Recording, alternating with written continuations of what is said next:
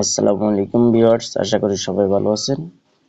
তো আজকে যে বিষয়টি দেখাবো সেটি হলো কিভাবে আপনি আপনার বিকাশে ফিঙ্গারপ্রিন্ট সেট করবেন। বিকাশ অ্যাপসে ইতিমধ্যে আপডেট হয়েছে এবং ফিঙ্গারপ্রিন্ট অপশন অ্যাড করেছে। তো কিভাবে আপনি নির্ভুলভাবে ফিঙ্গারপ্রিন্ট অ্যাড করবেন।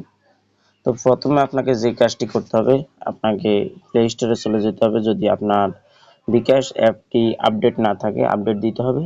এখানে আপডেট অপশন থাকবে, ওপেন যেই জায়গায় আছে এখানে আপডেট অপশন অবশ্যই দেখতে পাবেন। আপডেট করার পরে আপনি বিকাশ অ্যাপে ওপেন করবেন। বিকাশ অ্যাপে আসার পরে আপনি ফিঙ্গারপ্রিন্টে পিন না দিয়ে এখানে ফিঙ্গারপ্রিন্ট অপশনে ক্লিক করবেন।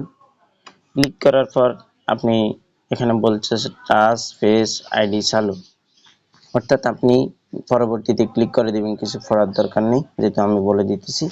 এখানে আপনি আপনার পিনটা দিয়ে নেবেন। পিনটা দেওয়ার পর আপনার ফিঙ্গারপ্রিন্ট ভেরিফিকেশনের জন্য বলতেছে, ভেরিফিকেশন করার জন্য আপনি আপনার ফিঙ্গারপ্রিন্টটা দিয়ে দিবেন। সফলভাবে আপনি আপনার ফিঙ্গারপ্রিন্টটি অ্যাড করতে পারছেন। এখন আপনি যখনই এখানে ক্লিক করবেন, ফিঙ্গারপ্রিন্ট দেওয়ার পর অটো আপনার বিকাশ অ্যাকাউন্টে চলে যাবে।